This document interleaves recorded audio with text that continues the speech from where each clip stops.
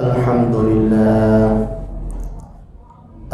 لله نحمده ونستعينه ونستغفره ونؤمن به ونتوكل عليه ونعوذ بالله من شرور أنفسنا ومن سيئات أعمالنا من يهده الله فلا مضل له ومن يضلله فلا هادي له ونشهد أن لا إله إلا الله وحده لا شريك له وأشهد أن محمدا عبده ورسوله أما بعد فأعوذ بالله من الشيطان الرجيم بسم الله الرحمن الرحيم يا أيها الذين آمنوا اتقوا الله ولتنظر نفس ما قدمت لغد واتقوا الله إن الله خبير بما تعملون. قال الله تبارك وتعالى في مقام آخر يوم تجد كل نفس ما عملت من خير محضرا وما عملت من سوء تود لو أن بينها وبينه أمدا بعيدا ويحذركم الله نفسه والله رؤوف بالعباد. قال رسول الله صلى الله عليه وسلم حاسبوا أنفسكم قبل أن تحاسبوا. صدق الله العلي العظيم وصدق رسوله النبي الكريم الأمين. قال الله تبارك وتعالى في شأن حبيبه مخبرا وآمرا إن الله وملائكته يصلون على النبي يا أيها الذين آمنوا صلوا عليه وسلموا تسليما. اللهم صل على سيدنا محمد وعلى آل سيدنا محمد وبارك وسلم. مولاي صل وسلم دائما أبدا على حبيبك خير الخلق كلهم هو الحبيب الذي ترجى شفاعته لكل هول من الأهوال مقتحم. محمد سيد الكونين والثقلين والفريقين من عرب ومن عجم صلى الله تعالى على خير خلقه ونور عرشه محمد وآله وأصحابه أجمعين. واجب الاحترام حاضرین و ناظرین و ناظرات السلام علیکم ورحمۃ اللہ وبرکاتہ. آج کی میری گفتگو کا موضوع ہے محاسبہ نفس کی اہمیت. دعا فرمائیں اللہ پاک حق کہنے کی توفیق عطا فرمائیں، ہم سب کو اس پر عمل کرنے کی بھی توفیق عطا فرمائیں. اللہ تبارک و تعالی نے 28ویں پارے میں سورۃ حشر میں ارشاد فرمایا یا ایھا الذین آمنوا، اے ایمان والو، اتقوا اللہ، اللہ تعالیٰ سے ڈرو، ولتنظر نفس ما قدمت لغد، ہر شخص کو چاہیے کہ وہ دیکھے اور غور کرے کہ کل کے لیے یعنی قیامت کے دن کے لیے اس نے کیا آگے بھیجا ہے، قیامت کے دن کے لیے اس نے کیا کیا اعمال کیے ہیں. تو ہر شخص کو یہ دیکھنا چاہیے. واتقوا اللہ، اور اللہ تعالیٰ سے ڈرو. ان اللہ خبیر بما تعملون، بے شک اللہ تبارک و تعالی تمہارے اعمال سے باخبر ہے. اس آیت مقدسہ میں اللہ تبارک و تعالی نے ایک تو اپنے سے ڈرنے کا ایمان والوں کو حکم دیا، اور دوسرے نمبر پر فرمایا ہر ایک کو اپنا محاسبہ کرنا چاہیے کہ اس نے اپنی گزشتہ زندگی میں کیا کیا اعمال کیے، اگر اچھے اور نیک عمل کیے تو خوش نصیبی ہے، اگر برے عمل کیے ہیں تو ضرور اس کو غور کرنا چاہیے اور نظر دورانی چاہیے میری گزشتہ زندگی میں جو برائیاں اور جو گناہ ہوئے ہیں، ظاہر ہے کہ قیامت کے دن اس کا حساب دینا ہے۔ تو اس لیے کوئی بندہ عمل کر کے بھولے نہیں، بلکہ اپنے گناہوں کو اسے یاد رکھنا چاہیے۔ یہی وجہ ہے آقا کریم صلی اللہ علیہ وسلم نے ارشاد فرمایا کہ نیکیاں کر کے بھول جانا چاہیے، اپنے گناہوں کو یاد رکھنا چاہیے، اور جو نیکیاں یاد رکھتے ہیں گناہوں کو بھلا دیتے ہیں، فرمایا وہ بد نصیب لوگ ہیں۔ تو اس لیے نیکیاں کر کے بھول جانا چاہیے، اپنے گناہ یاد رکھنے چاہیے۔ اسی کو اللہ تعالیٰ نے بیان فرمایا وَلْتَنْظُرْ نَفْسٌ مَّا قَدَّمَتْ لِغَدٍ، ہر شخص کو دیکھنا چاہیے کہ اس نے قیامت کے دن کے لیے کیا آگے بھیجا ہے، کیا اعمال کیے ہیں، کیونکہ جو کچھ ہر بندے نے اپنی زندگی میں کیا ہوگا قیامت کے دن اس نے حساب دینا ہے، اور سب کچھ اس کے سامنے جو ہے وہ موجود ہوگا۔ جیسا کہ تیسرے پارے میں اللہ پاک نے ارشاد فرمایا یوم تجد کل نفس ما عملت من خیر محضرا وما عملت من سوء، اس دن کو یاد کرو جس دن ہر شخص اپنی کی ہوئی نیکی کو حاضر پائے گا اور اپنی کی ہوئی برائی کو اپنے سامنے حاضر پائے گا۔ پھر اس کے بعد کیا ہوگا؟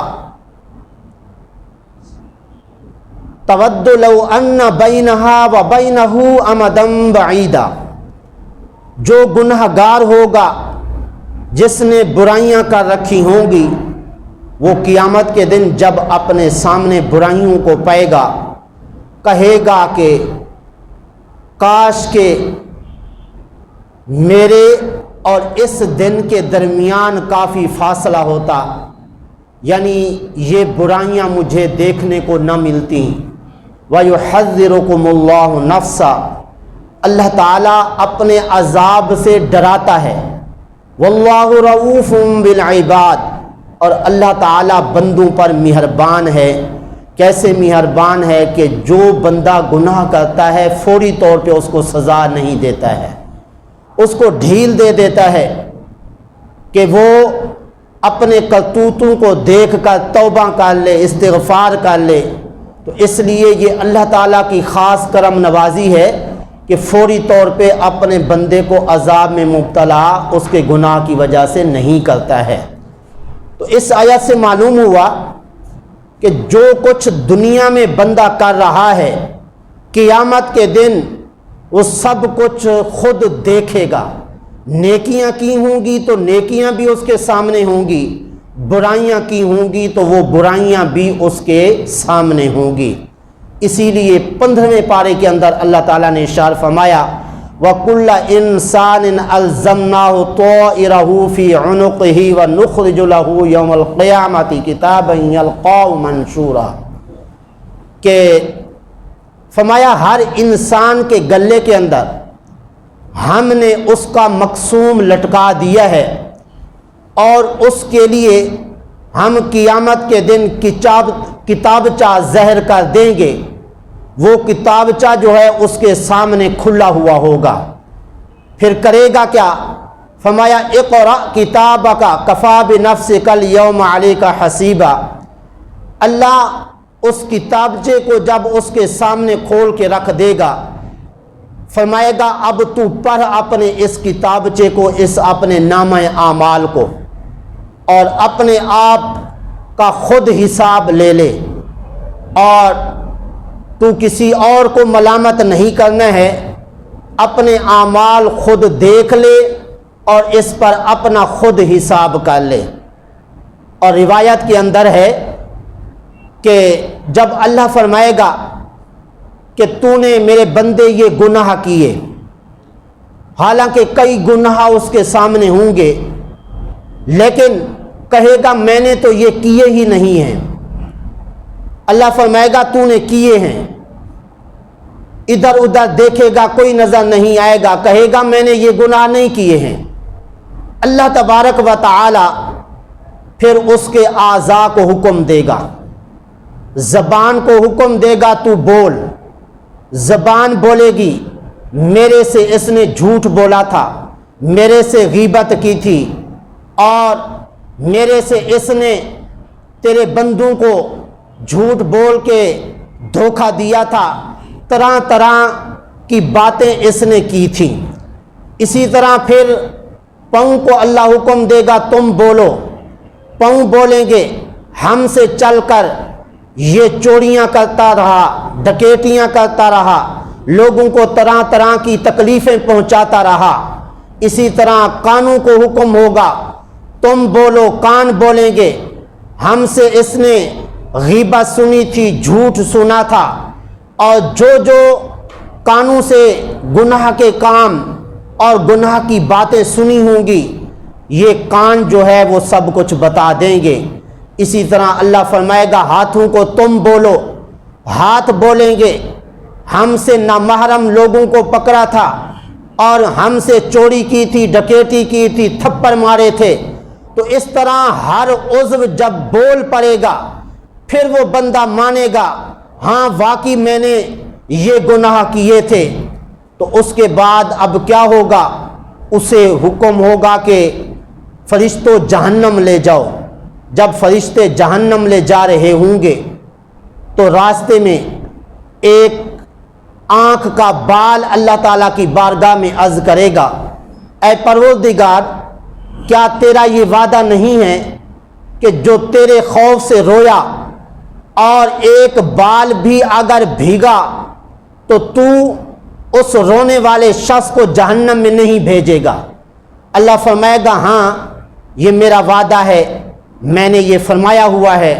پھر وہ بال کہے گا مولا یہ تیرا بندہ تیرے خوف سے رویا کرتا تھا، میں اس کے آنسوں سے تر ہوا تھا، اس لیے میں گواہی دیتا ہوں کہ میں اس کی آنکھوں سے نکلے ہوئے آنسوں سے تر ہوا تھا، تو اس کی بخشش فرما دے۔ اللہ فرشتوں کو فرمائے گا میرے فرشتوں اب جہنم کی بجائے اسے جنت لے جاؤ۔ پھر ساتھ اعلان ہوگا میدان محشر میں کہ یہ شخص ہے جسے اس کے گناہوں کی وجہ سے فرشتے جہنم لے جا رہے تھے، لیکن ایک بال نے اس کے رونے کی گواہی دی تھی، تو اس ایک بال کی گواہی کی وجہ سے اسے بخش دیا گیا ہے اور اسے جنت میں داخلہ دے دیا گیا ہے۔ تو اس سے معلوم ہوا جو کچھ دنیا میں بندہ کر رہا ہے قیامت کے دن وہ سب دیکھے گا۔ اگر کوئی نہیں مانے گا تو اس کے اعضاء جو ہے وہ کام کریں گے اور ساتھ جو ہے وہ بتائیں گے کہ ہم سے اس نے یہ کام کیے تھے۔ تو اس پر اگر دنیا کے اندر کوئی اچھا اور نیک عمل کیا ہوگا، اللہ کے خوف سے کوئی آنسو بہایا ہوگا تو وہ کام آ جائے گا۔ اسی طرح اگر کچھ دیر کے لیے اپنے گناہوں کو یاد کر کے اپنا حساب کیا ہوگا اور اپنا احتساب کیا ہوگا تو قیامت کے دن یہ احتساب جو ہے وہ کام آ جائے گا، کیونکہ اللہ تعالیٰ نے قرآن پاک کے اندر کئی مقامات پر ارشاد فرمایا ہے اِنَّا نَسْتَنسِخُ مَا كُنْتُمْ تَعْمَلُونَ، قیامت کے دن اللہ فرمائے گا جو کچھ تم کرتے رہے ہم اسے لکھتے رہے۔ تو معلوم ہوا جو کچھ ہم کر رہے ہیں یہ سب کچھ محفوظ ہو رہا ہے، فرشتے نامہ اعمال میں لکھ رہے ہیں۔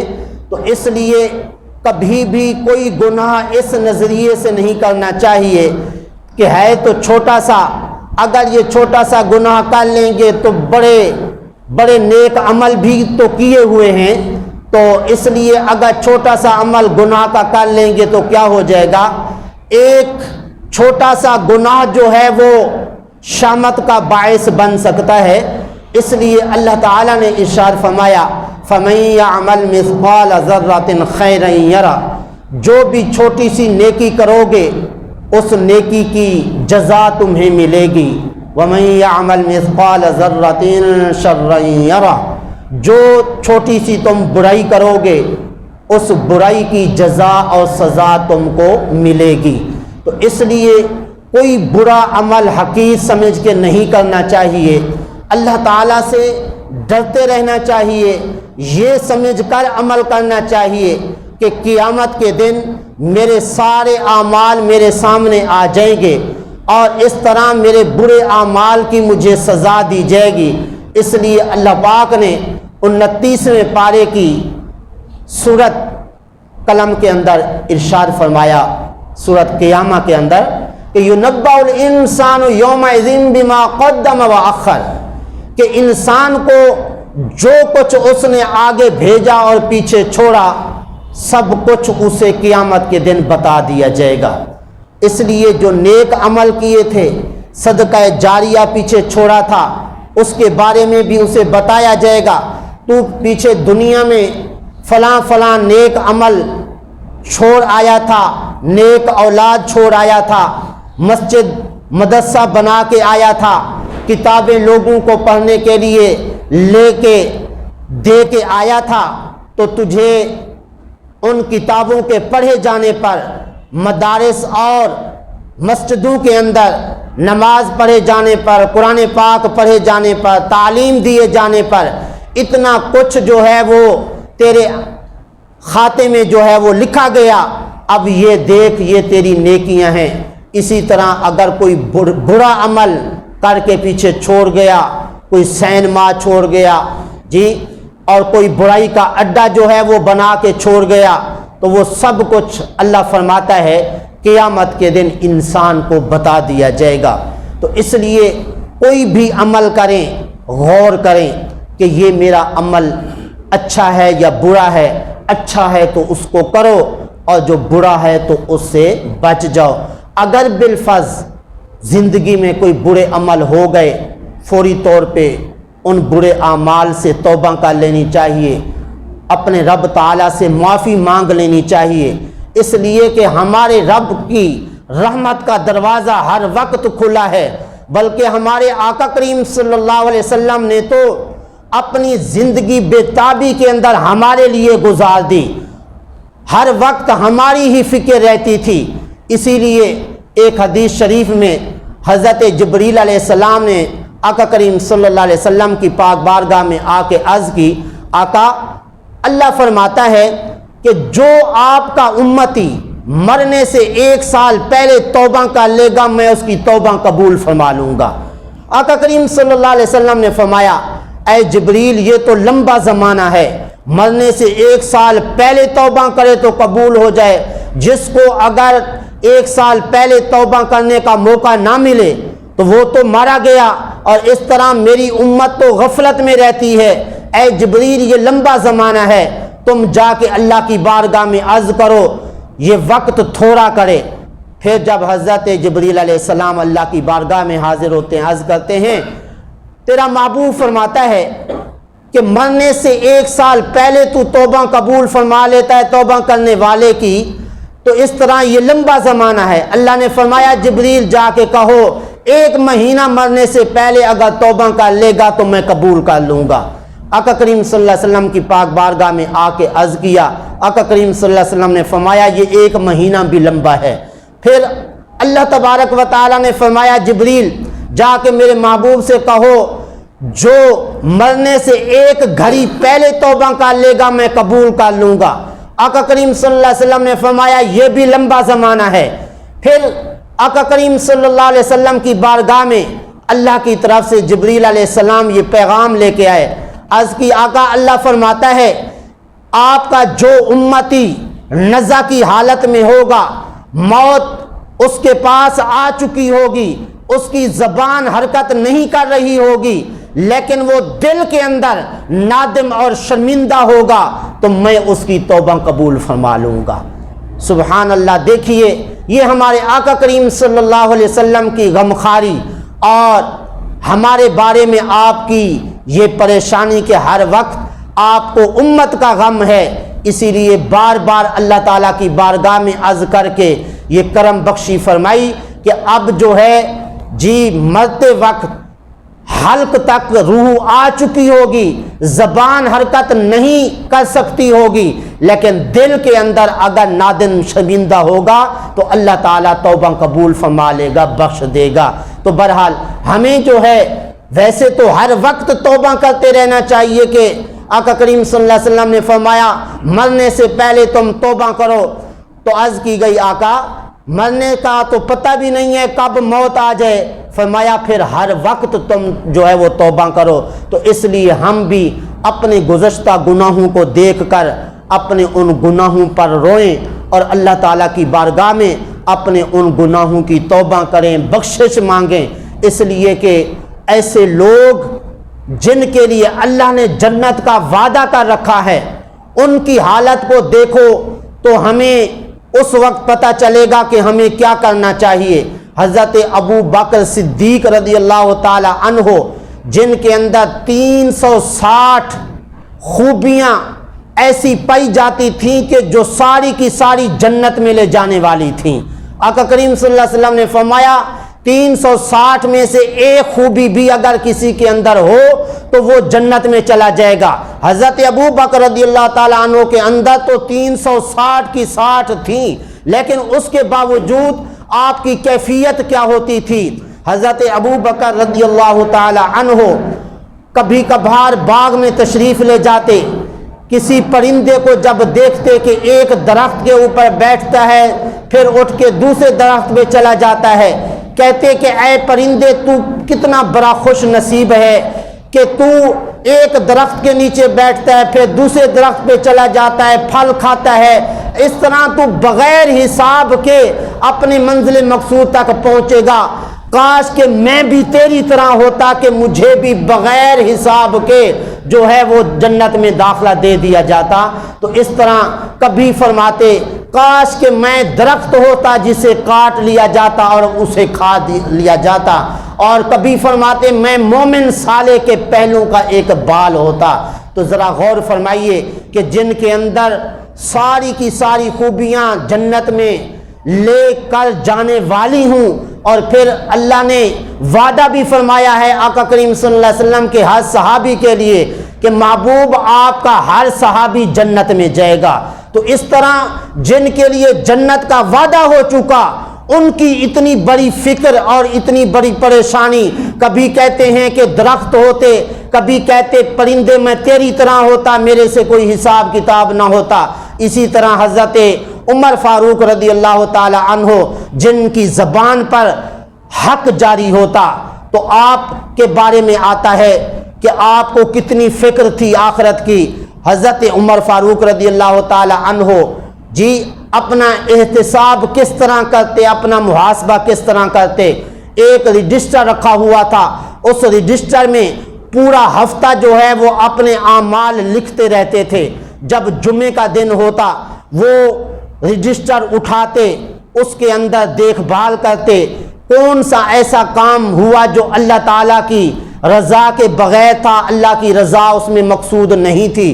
کوئی عمل اگر اللہ کی رضا کے بغیر کیا جاتا، درا اٹھا کے اپنے آپ کو مارتے اور کہتے کہ اے عمر کیا تجھے اللہ کی نافرمانی کے لیے پیدا کیا گیا ہے؟ اللہ کی رضا کے بغیر یہ کام کرنے کے لیے تجھے پیدا کیا گیا ہے؟ حتیٰ کہ جب آپ کی شہادت ہوئی اور آپ کو تخت کے اوپر جی غسل دینے کے لیے لٹایا گیا اور آپ کے جسم پر کالے نشانات دیکھے گئے تو دیکھنے والوں نے حیرانگی کا اظہار کیا اور پوچھا کہ یہ کیا وجہ ہے، کالے نشانات کیوں ہیں؟ تو آپ کے بارے میں بتایا گیا کہ جو اللہ کی رضا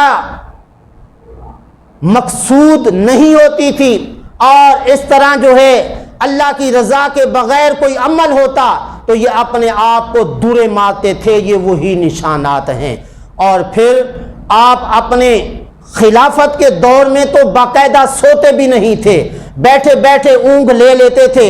لوگ کہتے آپ کے جسم کا بھی حق ہے، آپ کچھ دیر کے لیے آرام فرما لیا کریں۔ آپ فرماتے میں کب سوں، رات کو اللہ کے حقوق ادا کرنے ہوتے ہیں، دن کو اللہ کی مخلوق کے حقوق ادا کرنے ہوتے ہیں، کیونکہ میں امیر المومنین ہوں، خلیفہ وقت ہوں اور لوگوں کے میرے ذمہ حقوق ہیں۔ میں اگر دن کو سو جاؤں تو یہ حقوق رہ جائیں گے، قیامت کے دن اللہ کے حضور میں کیا جواب دوں گا؟ تو ذرا غور فرمائیے، یہ حضرت عمر فاروق رضی اللہ تعالی عنہ ہیں جن کو آخرت کی اتنی فکر، نہ رات کو سوتے ہیں باقاعدہ نہ دن کو سوتے ہیں۔ تو اس گفتگو کی روشنی میں ہمیں دیکھنا چاہیے کہ ہم کیا کر رہے ہیں، آخرت کے لیے ہمارے اندر کتنی فکر پائی جاتی ہے۔ حضرت عثمان رضی اللہ تعالیٰ عنہ، سبحان اللہ، جن کے سامنے جنت دوزخ کا ذکر ہوتا اتنا نہیں روتے جتنا کہ قبر کا ذکر خیر ہوتا تو آپ روتے تھے۔ آپ قبر کے سامنے جب کھڑے ہوتے تھے اتنا روتے کہ آپ کی داڑھی مبارک آپ کے آنسوؤں سے گیلی ہو جاتی تھی۔ آپ سے کہا جاتا جنت کا ذکر ہوتا ہے، دوزخ کا ذکر ہوتا ہے، آپ روتے نہیں ہیں، لیکن قبر کا جب ذکر خیر ہوتا ہے اور جب قبر کے سامنے آپ ہوتے ہیں تو اتنا روتے ہیں کہ آپ کی داڑھی مبارک بھیگ جاتی ہے۔ آپ فرماتے آقا کریم صلی اللہ علیہ وسلم نے ارشاد فرمایا تھا، یہ قبر آخرت کی پہلی منزل ہے، جو اس سے آسانی سے گزر گیا اس کے لیے باقی منازل آسان ہوں گی، اور جو اس قبر کی جو پہلی منزل ہے آخرت کی، جو اس کے اندر پھنس گیا اور اس کے لیے اس میں سختی کی گئی تو باقی منازل اس کے لیے بہت زیادہ سخت ہوں گی۔ اور آقا کریم صلی اللہ علیہ وسلم نے فرمایا کہ قبر سے زیادہ خطرناک کوئی منظر میں نے نہیں دیکھا۔ تو اس لیے ہمارے آقا کریم صلی اللہ علیہ وسلم خود بھی قبر کے اوپر بیٹھ کے اتنا روتے کہ آپ کی آنسوؤں سے زمین گیلی ہو جاتی تھی۔ آج کل ہمارے ہاں تو یہ ہے کہ جتنا کوئی حال حویلہ بانٹنا ہو، تبادلہ خیال کرنا ہو تو قبرستان میں جا کے ہم کرتے ہیں۔ جی سارا کاروبار جو سال بھر کا ہم کرتے ہیں وہ ساری صورتحال قبرستان میں جا کے ایک دوسرے کو بتاتے ہیں کہ جی میں نے یہ کیا وہ کیا، اس سال ہمیں یہ بچا، پچھلے سال یہ بچا تھا، وہاں پہ سگریٹ بھی پی جا رہی ہوتی ہے، گپیں بھی ماری جا رہی ہوتی ہیں۔ تو یہ قبر جو ہے یہ مذاق خانہ نہیں ہے، یہ تو قبر ہے آخرت کو یاد دلانے والی۔ تو اس لیے آقا کریم صلی اللہ علیہ وسلم کی سنت پر عمل کرتے ہوئے جب بھی قبرستان جائیں تو اپنی قبر کو یاد کر کے اور آخرت کو یاد کر کے اپنی آنکھوں سے آنسو بہائیں۔ اسی طرح حضرت علی رضی اللہ تعالی عنہ، میں عرض کر رہا تھا کہ جن کے لیے جنت کا وعدہ ہو چکا ہے ان کی کیفیت دیکھیں۔ حضرت علی رضی اللہ تعالی عنہ کے بارے حضرت درار رضی اللہ تعالی عنہ فرماتے ہیں، کئی مرتبہ میری حضرت علی رضی اللہ تعالی عنہ سے ملاقات ہوئی، میں نے ان کو محراب میں پریشان بیٹھا ہوا پایا۔ کتنے پریشان ہوتے، آپ فرماتے ہیں جس طرح کوئی زہریلا سانپ کسی کو کاٹ جائے تو وہ اس وقت پریشان غمگین ہوتا ہے، حضرت علی رضی اللہ تعالی عنہ بھی اس طرح جو ہے بے چین اور غمگین پریشان جو ہے دکھائی دیتے تھے، اور اپنی داڑھی کو پکڑ کر جو ہے رو رو کے اللہ تعالیٰ کی بارگاہ میں عرض کرتے کہ یہ دنیا جو ہے مجھے دھوکہ دینے کے لیے اور اسے خوبصورت بنا کے میرے پاس بھیجا گیا ہے۔ تو اس طرح حضرت علی رضی اللہ تعالی عنہ جو ہے آخرت کی فکر کے اندر روتے تھے اپنی داڑھی کو پکڑ کے۔ تو حضرت گرامی ہمیں بھی ان باتوں سے عبرت حاصل کرنی چاہیے۔ اسی طرح ایک بزرگ تھے جن کا نام ہی توبہ تھا، توبہ بن سما ان کو کہا جاتا تھا۔ ایک دن وہ بیٹھے اپنی زندگی کا محاسبہ کر رہے تھے۔ پہلے تو اپنی زندگی کا حساب کیا کہ میری زندگی کے کتنے سال گزر گئے ہیں، تو جب حساب کیا تو 60 سال ان کی عمر کے بنے۔ پھر جب 60 سال عمر اپنی گنی اور پھر 60 سال کے دن جو ہے وہ شمار کیے کہ کتنے دن بنتے ہیں، تو دن جب شمار کیے تو 21,500 دن جو ہے وہ بنے۔ تو پھر اپنے آپ کو کہنے لگے کہ دیکھ 21,500 دن تیری زندگی کے گزر گئے، اگر تو روزانہ ایک گناہ بھی کرے تو اس طرح تو موت کے بعد اللہ کی بارگاہ میں 21,500 گناہ لے کے جائے گا اپنے رب تعالیٰ کی بارگاہ میں۔ تو اس طرح اگر تو روزانہ 1000 گناہ کرے تو تو اپنے رب تعالیٰ کی بارگاہ میں کتنے گناہ لے کے جائے گا۔ بس یہی کہتے کہتے چیخ نکلی، روح پرواز کر گئی۔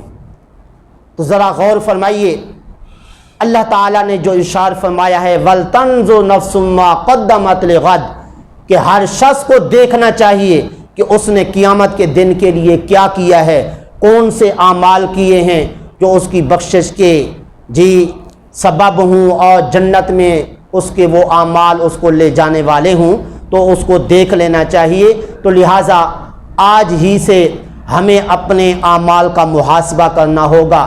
اسی لیے آقا کریم صلی اللہ علیہ وسلم نے فرمایا حاسبوا انفسکم قبل ان تحاسبوا، تم اس سے پہلے اپنا حساب کر لو کہ بعد میں تم سے حساب لیا جائے، کیونکہ قیامت کے دن ایک ایک پائی کا حساب ہونا ہے۔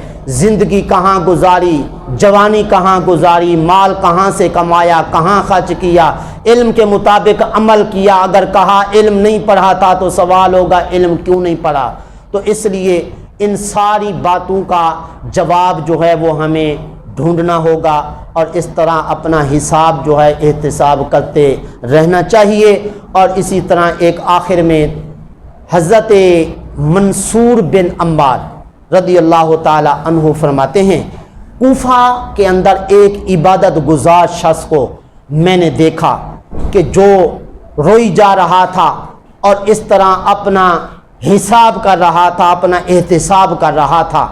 وہ اللہ تعالیٰ کی بارگاہ میں مناجات کرتے ہوئے کہہ رہا تھا اے اللہ تیری عزت کی قسم، میں نے جو تیری نافرمانیاں کی ہیں میں نے تیری مخالفت کرنے کے ارادے سے نہیں کی، اور اس طرح میں نے تیری ذات کو حقیر نہیں جانا، اور اس طرح تیرے عذاب کے لیے اپنے آپ کو پیش کرنے کے لیے مولا میں نے یہ گناہ نہیں کیے، بلکہ میرے نفس نے یہ جو تیری نافرمانیاں مجھ سے ہوئیں ان کو اچھا کر کے میرے سامنے پیش کیا، میری بدبختی نے جو ہے مجھے ان نافرمانیوں کے کرنے پر برانگیختہ کیا۔